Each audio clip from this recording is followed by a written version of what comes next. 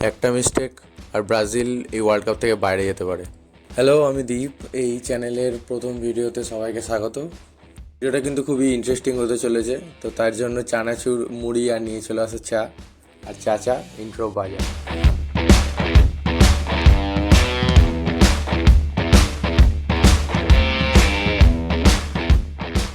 আজকে আমরা অলমোস্ট একটা ওয়ার্ল্ড কাপে যে নকআউট ম্যাচ শুরু হয়েছে, একটা কানাডার ম্যাচ হলো, কানাডা জিতলো। এবারে সবচেয়ে এক্সাইটিং আর ইন্টারেস্টিং ম্যাচ আজকের আছে, যেটা হচ্ছে ব্রাজিল ভার্সেস জাপান। যতটা সহজ মনে হচ্ছে যে ব্রাজিল খুব ইজিলি জিতে যেতে পারে, সেরকম কিন্তু নয়। আর জাপানও দিক থেকে যদি আমরা দেখি, তাহলে যদি মনে হয় যে জাপান এখন খুব ভালো খেলছে বলে যে ব্রাজিলকেও হারিয়ে দিতে পারে, সেরকমও নয়। খুবই একটা টাফ হাড্ডাহাড্ডির একটা ম্যাচ হবে, কারণ বোথ সাইডই খুবই ভালো পারফরমেন্স দিচ্ছে। যদিও তাদের প্রথম একটু ম্যাচগুলোতে একটু অসুবিধা হয়েছিল, স্পেশালি ব্রাজিলের। তো ব্রাজিল প্রথম ম্যাচটা ড্র করলো মরক্কোর সাথে। ডিফেন্সিভ এরা আছে ওদের একটু ভালো, কিন্তু প্লেয়ার যা সেলফ ক্যালিবার আছে তার থেকে আশা করি ওরা উইন বার করে নিতে পারবে। যেমন ওরা হাইতির সাথে করলো, স্কটল্যান্ডের সাথে করলো, যদিও স্কটল্যান্ডের একটু ডিফেন্সিভ এরার বেশি ছিল তুলনামূলকভাবে ওদের অন্য ম্যাচের থেকে। স্টিল আমি বলবো যে ব্রাজিল খুব ভালো খেলেছে, কিন্তু একটা এক্সাইটিং স্ট্যাট যেটা হচ্ছে ভিনি যে ম্যাচে গোল করেছে, অন্তত এই ওয়ার্ল্ড কাপের এইগুলোতে সবকটা ম্যাচ কিন্তু ব্রাজিল জিতেছে। তো কি ফ্যাক্টর কিন্তু ভিনিসিয়াস অবশ্যই হবে, কারণ ভিনিসিয়াসকে খেলতে হবেই ভালো। এবার আমাদের দেখতে হবে যে ভিনিসিয়াসকে যে ফিট করবে সে কেমন ভালো খেলবে, কারণ মিডফিল্ড প্রিটি গুড, ঠিক আছে, খুবই স্ট্রং একটা মিডফিল্ড আছে। লুকেস পাকেতা আছে, ব্রুনো গিমারাইজ আছে, ক্যাসেমিরো আছে। তো মিডফিল্ড প্রিটি গুড। মিডফিল্ড থেকে ভালোই বল উপরে সার্কুলেশন হয়। আর যদি মানে ডিফেন্সের কথা দেখতে চাও, তাহলে মার্কিনিওস আছে, গ্যাব্রিয়েল আছে। তো অসুবিধা হওয়ার কথা না, ওরা খুবই ভালো ডিফেন্স করছে। আর উইংয়ে দেখতে গেলে ভিনিসিয়াস আছে, আর এদিকে রায়ান আছে, আর স্ট্রাইকার কুনিয়া আছে। তো কুনিয়াও খুব যে প্রপার স্ট্রাইকারের প্লেয়ার তাও না, ও একটু নিচে ফলস নাইন একটু খেলার চেষ্টা করে, একটু ডিপ ডাউন করে আসে, বল হোল্ড করে, বল ছাড়ে। আর ফিনিশিং তো বলারই কথা নয়, খুবই সুন্দর ফিনিশ করেও। তো দেখতে গেলে ব্রাজিলের যে খেলার স্ট্রাকচারটা, ওরা আপ টু বটম প্রচুর বল হোল্ড করে খেলে, একটু গোলের দিকে গোলকিপারকে একটু অ্যালাউ করে খেলবে। আর গোলকিপারও তো খুব ভালো গোলকিপার আছে, অ্যালিসন, লিভারপুলের এখন বেস্ট কিপার। ইপিএলে যদি one of the best keeper হয়, তাও অ্যালিসনকেই বলা যায়। আর অ্যালিসনেরও যে বল সার্কুলেশন ভালো না তাও নয়, অ্যালিসন অনেক একটু মিস্টেক করলেও অ্যালিসন খুব ভালো ডিপ ডাউন বল সার্কুলেট করতে পারে। আর যেখানে মার্কিনিয়াস, গ্যাব্রিয়েলের মতো এত ভালো প্লেয়ার আছে যারা পাস খেলতে পারে ডিফেন্স থেকে, তো তাদের আশা করি বল সার্কুলেশনে কোনো প্রবলেম হবে না। যদিও প্রিভিয়াস ম্যাচে আমি দেখছিলাম যে একটু ডিফেন্সিভ এরার হচ্ছিল, যেখান থেকে ওরা পাসটা বিল্ড আপ করার চেষ্টা করছিল। স্টিল আমি বলবো ঠিক আছে, প্রিটি ডিসেন্ট। কারণ এদিকে যদি তুমি দেখতে চাও যে জাপান কী করে খেলে, তো জাপান কিন্তু খুবই অর্গানাইজড টিম, ঠিক আছে। ওরা মানে প্লেয়ারদের ফ্রিডমের থেকে দেয় প্লেয়ারদের ফ্রিডম, কিন্তু তার থেকেও বেশি দেয় হচ্ছে মানে তারা পুরোপুরি ট্যাকটিক্যালভাবে খেলে। মানে এ টু জেড ওদের খাওয়ার থেকে শুরু করে মানে ইচ অ্যান্ড এভরিথিং ওরা পুরো মেপে অঙ্ক কষে আর কি করার চেষ্টা করে। যে কোনো ফল্ট, যে কোনো মিস্টেক ওদের যে হয়, সেইগুলো ওরা মানে একদম অ্যানালাইজ করে একদম খাতায় লিখে রাখে, ঠিক আছে। তো সেই ক্ষেত্রে দেখতে গেলে জাপান খুবই অর্গানাইজড একটা টিম। যেভাবে ওরা পাস খেলে, পাসের যে ট্রানজিশান, ওরা যে মানে ওরা মোটামুটি 30 থেকে 40টা মানে ইনভার্ট পাস খেলেছে একটা হাফে। তো মানে বুঝতে পারছো কতটা মানে অর্গানাইজড একটা টিম, যে পেশেন্স রেখে রেখে বল সার্কুলেট করে। আর এরকম না যে তারা ক্রস করে না, মানে তারা ফাইনাল থার্ডে না গেলেও তার আগের থেকেও ওরা ক্রস প্রচুর রেখেছে গোলের দিকে। তো পার্সোনালি বলতে চাই, তাহলে জাপানের যে লাস্ট 3টে ম্যাচ আমি দেখলাম গ্রুপ স্টেজে, সেখানে আমি একটা জিনিসই একটু মিসিং করছিলাম, সেটা হচ্ছে স্ট্রাইকারের একটু প্রয়োজন, ঠিক আছে। তো স্ট্রাইকারের প্রয়োজন, কারণ ওটা যে স্ট্রাইকার আছে উয়েডা, তো উয়েডাও খুব ভালো, ওর মোটামুটি ফিনিশিং ভালো। কিন্তু আমি যেটা বলবো যে জাপান সারা ম্যাচে যে কটা শট অ্যাটেম্প নেয় সেটা খুবই কম, মানে ওদের এক্সজি বাকি টিমের থেকে অনেকটাই কম। তো আমি ওখানে যা একটু ল্যাক করছে, কারণ বাকি যা প্লেয়িং স্টাইল ওদের, ইনভার্ট পাস খেলে, উইংকেও খুব কাজে লাগায়, পুরো অর্গানাইজড একটা টিম। যেভাবে মানে একটা ভালো ম্যানেজারের আন্ডারে একটা অর্গানাইজড টিম কীভাবে নিজেকে রিপ্রেজেন্ট করতে পারে, সেটা টোটাল হচ্ছে জাপান। ওরা একেবারে যে বল লুজ করে তাও না, ওরা যে একেবারে কমিট করে ফেলছে তাও না, আর হাই প্রেসিং জাপান খুব একটা করে না, খুবই, আমি যে লাস্ট ম্যাচগুলো দেখলাম সেখানে ওরা খুব যে গায়ের উপরে উঠে হাই প্রেসিং করছে সেটা নয়। তো আমরা হোপ করতে পারি যে ব্রাজিলই বেশি বল হোল্ড করবে আর কাউন্টার ট্রানজিশনে জাপান এফেক্ট করবে। যদিও জাপান কিন্তু কাউন্টারে খুবই লিথাল। ওরা টুনিশিয়ার বিরুদ্ধে প্লাস সুইডেনের বিরুদ্ধেও অনেকটা দেখিয়েছিল যে ওরা ট্রানজিশন কতটা ভালো করতে পারে। ওখানে সব কিছুই ছিল, শুধু একটু ফিনিশিংয়ের অভাব, এটাই যা।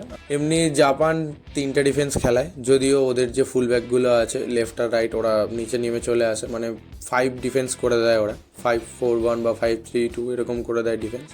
তো ডিফেন্সিভ ট্রানজিশন ওরা খুব উইক হয়, মানে ওদের মানে উইংয়ের যে প্লেয়ার্সগুলো যারা হচ্ছে মানে লেফট মিড রাইট মিড খেলে খুবই অপূর্ব। মানে নাকামুরা এত সুন্দর ওভারল্যাপ করে বলগুলো, খুবই অসাধারণ। মানে নাকামুরা এত সুন্দর বল ওভারল্যাপ করে, খুবই অসাধারণ। ওর বল কন্ট্রোল এরকম ভালো, প্লাস ক্রস খুব ভালো রাখে, গোলের দিকে যাওয়ার একটা মানে আর্চ বেশি ওর, অনেক সময় ইনসাইড রান নেয়, তো প্রচুর ডায়াগোনাল রানসও নেয় নাকামুরা এদিক থেকে। তো পারফরমেন্স কিন্তু খুবই ভালো হওয়ার কথা। এবার যদি কি প্লেয়ারের কথা বলি আমরা, তাহলে ব্রাজিলের দিক থেকে ভিনিসিয়াস জুনিয়র একদম সবচেয়ে স্টার প্লেয়ার হবে। কারণ নেইমার কিন্তু এখনও পর্যন্ত ফুললি ফিট নয়। যতই অ্যানসেলোতি বলুক, যতই ব্রাজিলের মানে ম্যানেজাররা বলুক যে নেইমার ফুললি ফিট, কিন্তু ডিপ ডাউন আমরাও জানি যে ফুল 100% নেইমার মেবি এই ওয়ার্ল্ড কাপও কিন্তু দেখার সুযোগ নাও হতে পারে। তাও আমি আশা করব, আর যেটা মেনলি হলেও হতে পারে যে নেইমার স্টার্ট করবে, কিন্তু করবে না, কারণ বেশিরভাগ অ্যানসেলোত্তিরও টার্গেট হচ্ছে যে ওই সেকেন্ড হাফ শেষের 20-25 মিনিট নামিয়ে সুপার সাব হিসেবে একটা ইম্প্যাক্ট ফেলানোর জন্য। এছাড়া দেখতে গেলে ম্যাথিয়াস কুনিয়া আছে, আচ্ছা অফ দ্য বেঞ্চ গ্যাব্রিয়েল মার্টিনেল্লিও আছে। ঠিক আছে, গ্যাব্রিয়েল মার্টিনেল্লি কিন্তু অফ দ্য বেঞ্চ খুবই ভালো পারফরমেন্স আছে। ও যেমন যা স্পিড আছে, যেমন কাটাতে পারে, যেমন ওভারটেক করে, আর ভয়ঙ্করভাবে ভালো ফিনিশ করতে পারে ও। মানে একটা ইম্প্যাক্ট প্লেয়ার যদি সাবস্টিটিউশন করানো হয় তখন দরকার পড়তে পারে, আর খুবই লিথাল একটা অপশন হবে। আর এছাড়া যদি দেখতে হয় তাহলে এনরিক আছে স্ট্রাইকারে অফ দ্য বেঞ্চ। এনরিককেও লাস্ট 20 মিনিট যদি খেলানো হয় তাহলে এনরিক কিন্তু খুব ভালো ফিনিশ করতে পারে, কারণ ওর পাঞ্চ শট খুব ভালো, সেরম জোরে দৌড়াতে পারে। এছাড়া ডিফেন্সে মার্কিনিয়াস খুবই ভালো একটা ফর্মে আছে। ও লাস্টের ম্যাচে একটু যদি ডিফেন্সিভ মিস্টেক একটা দুটো হয়েছিল, এছাড়া কিন্তু খুব একটা বাজে অবস্থায় নেই, ডিফেন্স খুব ভালো আছে। আর যদি জাপানের স্টার প্লেয়ারের কথা বলা যায় তাহলে জুনিয়া ইতো আছে, খুবই ভালো ফিনিশ করতে পারে, সেরকম কাটাতে পারে। কামাডা আছে, কামাডার এই মিডফিল্ড অ্যাওয়ারনেস কিন্তু খুবই ভালো। আর এদিকে লেফট সাইডে নাকামুরা আছে, টপ নচ। নাকামুরাকে পার্সোনালি আমারও খুব ভালো লাগে দেখতে, কারণ ও অনেকটা আমাকে জেরেমি ডোকুর মতো একটু লাগে। ঠিক আছে, কারণ ওর খুব ভালো ওভারল্যাপ করতে পারে, যদিও জেরেমি ডোকুর ডিফেন্সিভ এবিলিটি একদমই নেই, কিন্তু নাকামুরা অনেকটাই নিচে নেমে ডিফেন্স করে। আচ্ছা, যদি জাপানের আরেকটা প্লেয়ারের কথা বলতে হয় তাহলে আমি বলবো সুজুকি, তাদের গোলকিপার। তার পারফরমেন্স কিন্তু এই 3টে ওয়ার্ল্ড কাপে দেখতে গেলে খুবই ভালো আছে। যে 2টো গোলও খেয়েছে ওরা নেদারল্যান্ডসের বিরুদ্ধে, সেটাও কিন্তু খুবই আনএক্সপেক্টেড গোল। আমি সুইডেনেরটা বলছি না আমি, কিন্তু ভেন্ডাইকের যে হেডটা দেওয়া হয়েছিল সেটা একদমই ক্রসবারের এন্ডিং ছিল। এছাড়া কিন্তু ও মিনিমাম 4টা থেকে 5টা করে সেভ কিন্তু বার করছে, আর লাস্ট ম্যাচে মেবি 3টে না 2টো এরকম সেভ করেছে। তো খুবই ভালো একটা কম্প্যাক্ট গোলকিপার, খুব সেন্স আছে ভালো যে এরিয়াল বলগুলো কী করে ধরতে হয়। তো সেও একটা কি প্লেয়ার হবে টু ওয়াচ। আচ্ছা, স্ট্রেংথ আর যদি উইকনেসের কথা বলতে হয় তাহলে আমি তো ব্রাজিলের ফার্স্ট উইকনেস বলবো তাদের ডিফেন্স লাইন, কারণ তাদের লেফট ব্যাক আর রাইট ব্যাক খুবই ডিসেন্ট, খুবই অ্যাভারেজ। ওরা একটু ওভারল্যাপ নিলেও তারা কিন্তু ডিফেন্সের এঙ্গেজমেন্ট খুবই কম। অ্যালেক্সান্দ্রোকে তাও যদি খেলা একটু বেটার হবে আমার মতে। আর এদিকে ড্যানিলো থাকলেও ভালো, ড্যানিলোই শুধু খেলছে, এটাই যা একটু মুশকিল। আর মার্কিনেসের সবই ঠিক আছে, একটু স্পিডের একটু প্রবলেম আছে, তো ডিফেন্সিভ এরার হলেও হতে পারে, কারণ এর আগের মরক্কোর সাথে আমরা যে ম্যাচটা দেখেছিলাম সেই ম্যাচেও অনেক ডিফেন্সিভ এরারও হয়েছিল, শুধুমাত্র অ্যালিসনের জন্য খেলাটা অনেকটা বেঁচে গেছে। তো আমি বলবো একটু ডিফেন্সিভ এরার আছে। আর যদি স্ট্রং পয়েন্ট বলতে হয় তাহলে আর কি বলার আছে, উইং, স্পেশালি উইং আর striking point, lethal striking abilities আছে। আর এক্স ওয়ার্কার এক প্লেয়ার আছে, কারণ এদিকে ভিনিসিয়াস, মাথিয়াস কুনিয়া আছে, আর গ্যাব্রিয়েল মার্টিনেলি আছে, এনরিক আছে, যদিও তারা সেকেন্ড হাফে নামবে আশা করা যায়, স্টিল তাদের কাছে প্রচুর অ্যাটাকিং অপশানস আছে। লুকাস পাকেতা মিডফিল্ডে আছে, মিডফিল্ড এঙ্গেজমেন্ট খুবই ভালো। জয়েলিংটন, ব্রুনো গ্রেমারাইজ, ক্যাসেমিরো, এছাড়া অ্যাটাকিং যদি বলতে হয় তাহলে ভিনিসিয়াস জুনিয়র খুবই দারুণ ফিনিশ করছে। তো ব্রাজিলের যদি স্ট্রেংথ বা উইকনেসের কথা বলতে হয়, তাহলে যদি ফার্স্টে আমি উইকনেস বলি তাহলে বলবো গোল স্কোরিং এবিলিটি, কারণ সব তাদের each and everything inch perfect আছে, কিন্তু ফিনিশিংটা নেই, কারণ তারা অনেক কম এক্সজি বার করে পুরো ম্যাচ থেকে, শট কম নেয়, মানে সেই ব্লু লকের ভাইবটা মনে পড়ে যায় যে তাদের এই ব্লু লকের প্রেশারটা প্রয়োজন। যদিও জাপান কিন্তু ব্লু লক প্রজেক্টের উপর বেস্ট করেই তাদের স্ট্রাইকার বার করছিল। রিসেন্ট যে ব্লু লক আমরা অ্যানিমে দেখেছি সেই অনুযায়ী তারা কিন্তু অসাধারণ কিছু স্ট্রাইকার বার করার প্রকল্পে আছে। তার জন্যই কিন্তু এই স্ট্রাইকার ইস্যুটা অনেক সময় ফেস করতে হয়, কারণ বেশিরভাগই প্লেয়াররা তারা একটু আনসেলফিশ, তো ওরা খুবই পাস দেয়, মানে স্ট্রাইক করবে, যে স্কোর করতে হবে, গোল করতে হবে, সেই যে ব্যাপারটা, এই প্রেশারটা, এই মোমেন্টামটা ওদেরকে আনতে হবে। এছাড়া কিন্তু তাদের ইচ অ্যান্ড এভরি অ্যাসপেক্টে ওরা অলমোস্ট বেস্ট, কারণ ওরা ইঞ্চ টু ইঞ্চ মাঠের এভরি জায়গায় কিন্তু ওরা বল সার্কুলেট করে, তারা উইংয়েও যায়, মিডফিল্ড এঙ্গেজ করে, কিন্তু ওরা ফিনিশিংটা একটু তাদের ল্যাক করে আমার যা মনে হয়। আর একটু প্রবলেম হতে পারে তাদের হাইটে, কারণ হাইটের অনেক সময়, আমি জানি নেদারল্যান্ডসের বিরুদ্ধে লাস্ট গোলটা হাইটেই হয়েছিল, হেডেই হয়েছিল, কিন্তু স্টিল আমি বলবো যে তাদের একটু ডিফেন্সিভ এরারও হচ্ছে, প্লাস ওদের হাইটের একটু প্রবলেম হচ্ছে। আচ্ছা, প্রেডিকশান করতে হলে আমি বলবো ব্রাজিল 2-1 ক্লিয়ারলি বলে দিলাম, কারণ এই ম্যাচটা ইজি হবে না ব্রাজিলের পক্ষে, আইদার জাপানের পক্ষে। তো একটা হিউজ মনের একটা পার্ট জাপানকে সাপোর্ট করছে অ্যাজ বিইং আ এশিয়ান, কিন্তু আমরা ব্রাজিলের কথা বলছি, তো সেই জন্য একটা টাফনেস তো থাকেই, যেটা নামেই ব্রাজিল, যেটা আমরা বলে থাকি। তো সেই জন্য কিন্তু কোনো টিমের জন্যই ম্যাচ আলাদা হবে না। একটা ডিফেন্সিভ মিস্টেক আর পুরো খেলা নষ্ট হয়ে যাবে, একটা ট্যাকটিক্যাল মিস্টেক আর পুরো খেলা নষ্ট হয়ে যাবে, একটা ভুল পাস আর পুরো খেলা নষ্ট হয়ে যাবে, একটা গোল মিস আর পুরো খেলা নষ্ট হয়ে যাবে। কেন বলছি এরকম? কারণ দুটো টিমই কিন্তু খুবই হাই ইন্টেন্সিটি খেলা খেলে, ঠিক আছে? কখন ডিফেন্স থেকে গোলে উঠে যাবে চোখের নিমেষে খেলা হয়ে যাবে।